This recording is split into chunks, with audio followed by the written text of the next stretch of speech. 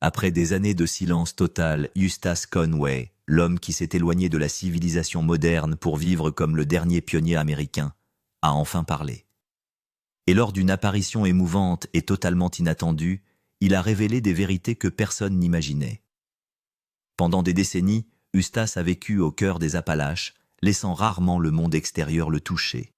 Mais aujourd'hui, ce qu'il vient de confesser pourrait bien changer tout ce que nous croyions au sujet de sa vie délibérément mystérieuse. Des batailles gouvernementales qui ont failli le détruire aux révélations personnelles qu'il a enfouies pendant toute une vie, la voix d'Eustache porte le poids des années passées dans la solitude. Il ne s'agit pas d'une simple mise à jour sur la nature sauvage. Il s'agit d'une confession suffisamment puissante pour réécrire l'héritage d'un homme qui a construit son monde à partir de la terre crue et du silence. Avant de découvrir ce qu'il a dit, restez avec moi jusqu'à la fin, car ce que vous allez entendre est peut-être le moment le plus secret qu'Eustace Conway ait jamais partagé. Pendant des décennies, la vie d'Eustace Conway a ressemblé à l'incarnation parfaite de la liberté brute et de l'autonomie absolue. Il a construit sa maison Turtle Island Preserve avec une détermination sans faille et à main nue sur des milliers d'hectares dans la nature sauvage des Appalaches. Pour le monde extérieur, cela ressemblait à un paradis, à un musée vivant de ce qu'était l'humanité avant que le confort moderne ne dilue nos instincts. Mais derrière cette image se cache une vérité dont peu de gens se rendent compte. L'île de la Tortue a failli s'effondrer. Au début des années 2000, les autorités de l'État ont ouvert une enquête, affirmant que les cabanes en rondins, les granges et les salles de classe en plein air construites à la main de l'artiste étaient contraires au code de construction moderne. Pour eux, ces structures étaient grossières, dangereuses, inadaptées.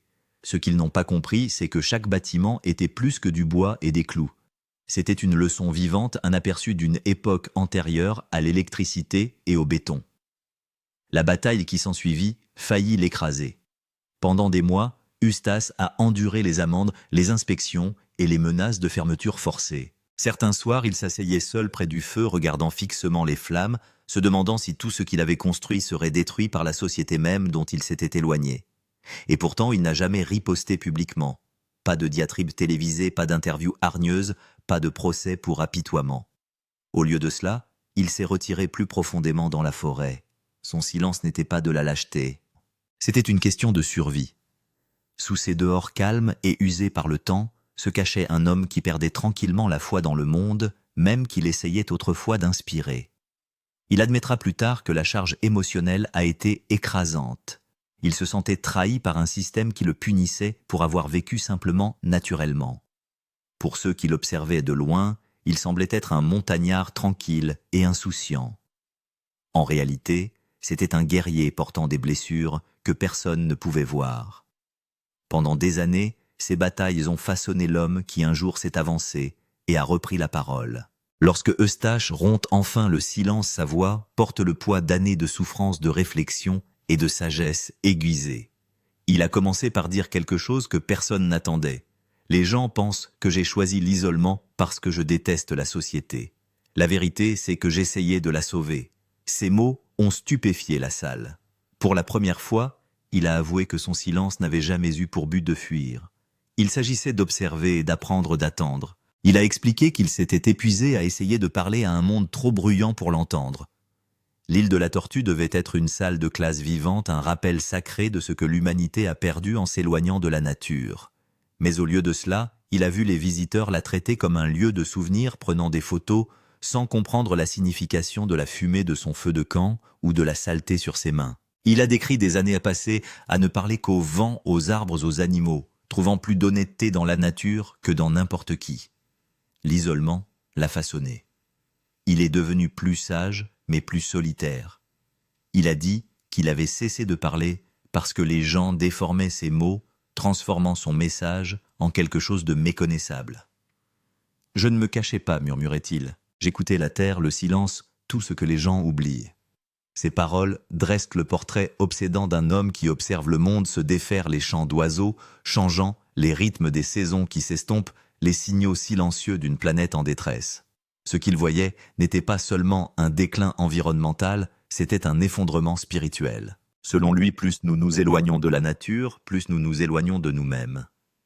Pour lui, le silence est devenu une protestation plus forte que n'importe quel discours.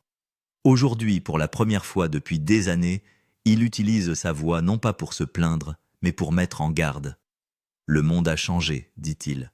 Et ce n'est pas pour le mieux. Si nous continuons à ignorer les signes, le silence dans lequel j'ai vécu pourrait devenir le silence de la terre elle-même. Pendant des années, Eustace a refusé de parler de sa famille, gardant ses souvenirs comme des blessures enfouies. Mais dans sa dernière révélation, il a enfin ouvert la porte aux cicatrices émotionnelles qui l'ont façonné bien avant qu'il ne construise l'île de la Tortue.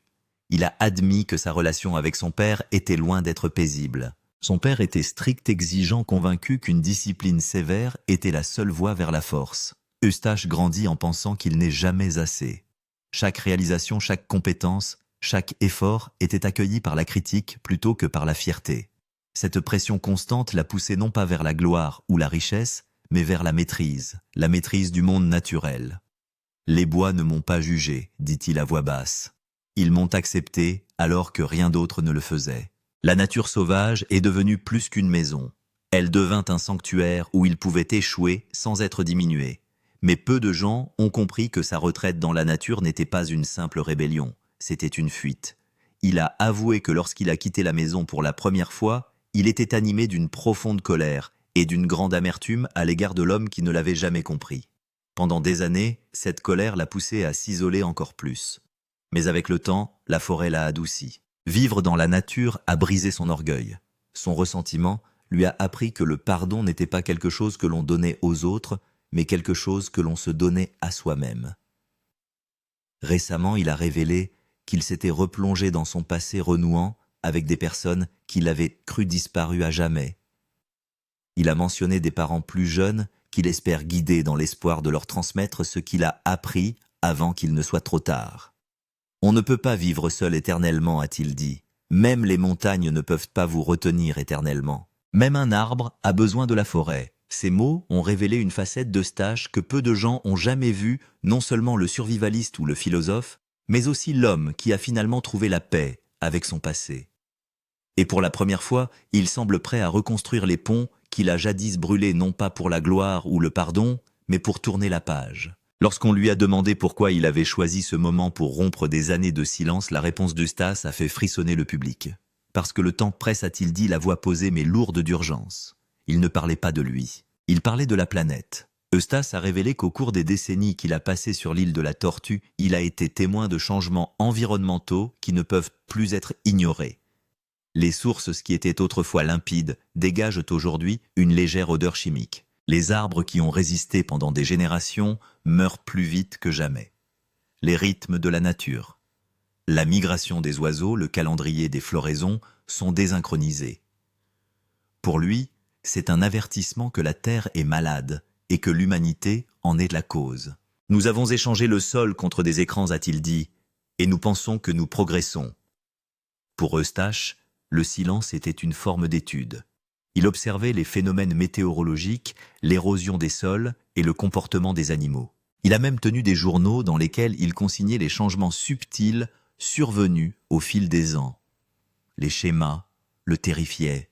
Les tempêtes étaient hors saison, les hivers devenaient imprévisibles et les chemins des animaux s'éloignaient de leurs racines naturelles. Il s'est rendu compte qu'il ne s'agissait pas de coïncidence, mais de conséquences. Il a déclaré que la Terre elle-même parlait, mais que trop peu l'écoutait. La Terre est patiente, a-t-il prévenu, mais même la patience a des limites. Son ton s'est durci lorsqu'il a critiqué la société moderne, qui a perdu son respect pour la nature. Il a parlé de l'avidité qui conduit à la déforestation, de la surconsommation qui pollue les rivières et de l'arrogance qui pousse les humains à penser qu'ils peuvent tout contrôler. La nature n'a pas besoin de nous, a-t-il dit. Nous avons besoin d'elle et elle nous a mis en garde à maintes reprises. Son message n'était pas politique, il était personnel. Il parlait comme un homme qui avait vu le monde se décomposer depuis son propre jardin. Les années de silence n'ont pas été une retraite, mais une réflexion. Maintenant qu'il en a vu assez, il s'avance pour tirer la sonnette d'alarme. « Si nous continuons ainsi, dit-il, le silence dans lequel j'ai vécu sera le silence de l'extinction. » Ces mots résonnent comme un coup de tonnerre, laissant même ses détracteurs sans réponse. Eustace Conway n'a jamais cherché à devenir une personnalité de la télévision. Lorsqu'il a participé pour la première fois à l'émission Mountain Men, il y a vu l'occasion de partager son message de simplicité et de survie et non de gagner en notoriété. Mais ce qui avait commencé comme une plateforme éducative s'est rapidement transformé en un fardeau qu'il ne pouvait plus contrôler. Dans son interview, il admet que la célébrité apportée par la télévision a failli détruire la vie tranquille qu'il s'était construite. Les gens me regardaient, disait-il, mais ils ne me voyaient pas vraiment. Les équipes de tournage sont arrivées à l'île de la Tortue, installant des lumières, des câbles et des horaires qui entraient en conflit avec le rythme naturel de sa vie. La simplicité qu'il chérissait s'est transformée en un spectacle pour des millions de téléspectateurs qui voulaient du drame plutôt que de la vérité. Il a expliqué qu'il se sentait pris au piège entre deux mondes, celui de la nature sauvage qu'il aimait et celui artificiel qu'exigeait le public. Plus il filmait, moins c'était réel, a-t-il avoué. Il a même révélé qu'il avait parfois envisagé de s'éloigner complètement de l'émission, de disparaître une fois de plus dans le silence. Mais quelque chose l'a arrêté. Il a déclaré que les lettres des téléspectateurs, dont de nombreux jeunes, lui donnaient de l'espoir. Ils ont écrit que son mode de vie les avait inspirés à jardiner, à construire et à se reconnecter à la nature. Ces mots lui ont rappelé que tout le monde n'avait pas oublié ce qui comptait vraiment. Il a donc enduré cette intrusion, espérant que son message atteindrait au moins une personne qui en avait besoin. Pourtant, la célébrité a fait des ravages. Eustace a parlé de l'épuisement d'être constamment observé des étrangers qui se présentent à l'île de la Tortue sans y être invités et qui s'attendent à prendre des photos avec lui comme s'il s'agissait d'une pièce de musée. « Je n'ai jamais voulu être célèbre », a-t-il dit. « Je voulais être utile. » Au fil du temps, les médias ont déformé son histoire, faisant de lui un symbole plutôt qu'un homme. Malgré cela, il a gardé les pieds sur terre. Il a refusé d'entrer dans la culture de la célébrité ou de prétendre être ce qu'il n'était pas. Aujourd'hui, après des années passées à regarder le monde glorifier la nature sauvage depuis leurs écrans, il a été clair. Vivre de la terre n'est pas une tendance, c'est une vérité. Si tout ce que vous faites, c'est de me regarder survivre, a-t-il dit, alors vous n'avez pas compris la leçon. Au fur et à mesure que la voix d'Eustache s'adoucit, il commence à parler de quelque chose de bien plus personnel que sa terre ou sa mission. Pour la première fois de sa vie, il s'est ouvert aux personnes qu'il avait perdues en chemin. On ne construit pas une vie comme celle-ci, sans enterrer quelques amis, dit-il les yeux fixés sur le sol. Il a raconté l'histoire d'hommes et de femmes qui sont venus sur l'île de la Tortue, pleins de passion et de conviction. Des gens qui voulaient l'aider à construire un rêve ancré dans la liberté et la vérité. Certains sont restés pendant des années, d'autres seulement quelques semaines. Mais tous n'en sont pas sortis vivants. Il a révélé que plusieurs amis proches ont perdu la vie dans des accidents tragiques au cours des premiers jours de la réserve, écrasés par des troncs d'arbres, emportés par des inondations ou perdus à cause des hivers rigoureux. Chacun d'entre eux lui a laissé une cicatrice. Chaque arbre ici est porteur d'un souvenir, dit-il. Chaque pierre me rappelle quelqu'un qui a tout donné pour cet endroit. Puis il parle d'un mentor qu'il a eu, un vieil homme des bois, qui a disparu au fin fond de la forêt un hiver et qu'on n'a plus jamais revu. Pendant des années, Eustache l'a cherché, mais n'a rien trouvé. Parfois, dit-il, je l'entends encore dans le vent. C'était la première fois que l'on voyait Eustace manifester une émotion aussi brute. Il a également abordé les rumeurs qui ont couru pendant des années sur ses difficultés financières et les combats juridiques qui ont failli lui coûter l'île de la Tortue. Il a confirmé qu'à certains moments, il était à deux doigts de tout perdre. « J'étais à deux doigts de la signer », a-t-il admis, mais quelque chose en moi n'a pas pu le faire. « Cette terre ne m'appartient pas, elle appartient à l'esprit de tous ceux qui y ont cru. » Ces mots étaient empreints d'une douleur silencieuse, non seulement pour les personnes qu'il a perdues, mais aussi pour les innocents qui ont disparu en même temps qu'elle. Son silence pendant toutes ces années, a-t-il dit, n'était pas seulement une question de solitude. Il s'agissait d'un deuil. Il avait besoin de temps pour faire son deuil à sa manière, entouré de la seule chose qui l'ait jamais réconforté, la nature sauvage. Lorsque l'on vit assez longtemps dans la nature, disait-il, on apprend que tout ce que l'on aime finit par redevenir partie intégrante de la terre. Après des années de silence et de chagrin, le ton d'Eustace Conway est passé de l'avertissement à la sagesse. L'homme endurci par les batailles juridiques et la solitude a disparu. Ce qui se tenait devant le monde, c'était un enseignant qui renaissait. Sa voix était calme, posée et pleine de conviction lorsqu'il parlait des leçons que la nature sauvage avait gravées dans son âme. « Après tout ce que j'ai vu, a-t-il dit, je crois encore qu'il y a de l'espoir pour nous. » Ces mots avaient de la force de quelqu'un qui avait vécu au bord de la civilisation et de l'oubli. Il a commencé par décrire l'étrange paix qu'il trouvait dans les moments calmes de la nature, le bruit du vent dans les aiguilles de pin, la façon dont le gel s'accroche à l'écorce, avant l'aube, le silence après la pluie. Lorsqu'on écoute suffisamment longtemps, on se rend compte que la Terre veut toujours que nous soyons là. Elle veut simplement que nous nous rappelions comment vivre. Il a expliqué que la plus grande tragédie de l'humanité n'était pas la destruction, mais l'oubli. Les gens ont oublié l'odeur de la vraie terre, la patience de faire pousser des aliments, l'humilité de s'appuyer sur la nature au lieu de la conquérir. Nous avons construit des gratte-ciel, a-t-il dit, mais nous avons perdu le sol sous nos pieds. Malgré tout, Eustache ne semblait pas vaincu. Au lieu de cela, il a proposé une voie à suivre. Il a exhorté les gens à commencer petit à planter des graines, à construire avec leurs mains, à parler gentiment aux animaux et à s'asseoir dehors suffisamment longtemps pour regarder les étoiles bouger. Il n'est pas nécessaire de courir dans les bois, a-t-il dit. Cessez simplement de vous fuir vous-même. Il a insisté sur le fait que la connexion commence dans le cœur et non dans la nature. Lors d'un moment fort, il a raconté s'être retrouvé pieds nus dans un ruisseau pendant l'une de ses journées les plus sombres, sentant l'eau froide lui inonder les pieds. Ce jour-là, dit-il, j'ai réalisé que la terre me pardonnait même si je ne m'étais pas pardonné à moi-même. Cette prise de conscience l'a changé. Elle lui a rappelé que la vie n'est pas une question d'évasion, c'est une question d'appartenance. Il a révélé qu'il avait recommencé à inviter des jeunes, des vétérans et des familles sur l'île de la Tortue, leur apprenant à faire du feu, à fabriquer des abris et à renouer avec ce qu'il appelle la langue oubliée de la terre. Il transforme la réserve en ce qu'il appelle une salle de classe vivante pour les âmes perdues, un lieu où la technologie fait une pause et où l'esprit humain peut enfin respirer. La terre m'a guéri, a-t-il dit, et maintenant il est temps que je la laisse guérir les autres. À mesure que ces paroles résonnaient, on avait l'impression qu'Eustache ne faisait pas que retourner dans le monde, mais qu'il le guidait vers sa maison. Pour la première fois depuis des années, son silence s'est transformé en quelque chose de puissant, un message d'unité, de paix et de renouveau. Alors que l'entretien touche à sa fin, Eustace Conway se tient à l'entrée de sa cabane, la lumière du soleil déclinant se déversant à travers les arbres derrière lui, peignant son visage d'une lueur dorée.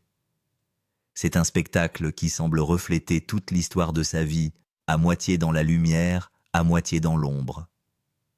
L'homme qui avait autrefois disparu dans la forêt était à nouveau confronté au monde, mais cette fois, non pas en tant que reclus ou symbole, mais en tant que messager. Il a révélé qu'après des années d'isolement, il écrivait ce qu'il appelle son dernier cadeau à l'humanité, un livre relatant ses décennies passées dans la nature, les leçons qu'il en a tirées et la vérité sur ce qui compte vraiment. Selon lui, il ne s'agira pas d'un manuel de survie, mais d'un guide pour se souvenir rempli d'histoire sur la simplicité, le chagrin, la résilience et le lien profond entre l'homme et la nature. Tout ce que j'ai appris, a-t-il dit, vient de la terre elle-même. Je ne suis que le messager. Il a expliqué que le livre relatera l'ascension et la chute de l'île de la Tortue non pas comme un échec, mais comme la preuve que même dans le chaos, le rêve de l'équilibre peut survivre. Si un seul enfant le lit, dit-il, et choisit une vie qui honore la terre, alors toutes les batailles que j'ai menées en valaient la peine. Il a également révélé quelque chose que peu de gens savaient. Depuis quelques années, il encadre discrètement les jeunes qui visitent la réserve en leur enseignant des techniques anciennes comme le tannage des peaux, la forge, la recherche de nourriture et le maniement des chevaux. Beaucoup d'entre eux, dit-il, sont arrivés perdus et en colère, mais sont repartis transformés. La terre ne nourrit pas seulement le corps, explique-t-il, elle guérit l'âme. Puis sa voix s'est abaissée lorsqu'il a parlé du silence qui le définissait autrefois. Le silence n'était pas dû au fait que je n'avais rien à dire, a-t-il dit. C'est parce que j'attendais que le monde soit prêt à m'écouter. Aujourd'hui, alors que le monde est à bout de nerfs et que la nature elle-même crie, il pense que le moment est enfin venu.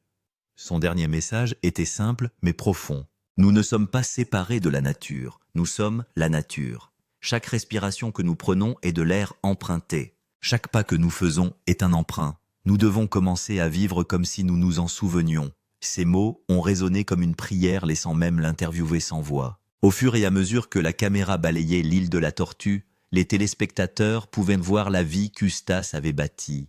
Des cabanes simples, des bois qui murmurent, et le bourdonnement tranquille de l'existence épargné par la cupidité. Pendant un instant, on avait l'impression que le monde s'était arrêté pour écouter. Eustache regarda l'horizon, son visage usé par le temps calme et sûr, et dit « Je ne suis plus ici pour avertir, je suis ici pour rappeler. » Et sur ce, il retourna dans la forêt, le bruit de ses pas s'estompant dans le vent. Son message persiste un appel à s'éveiller, à vivre en douceur et à entendre enfin ce que la Terre essaie de nous dire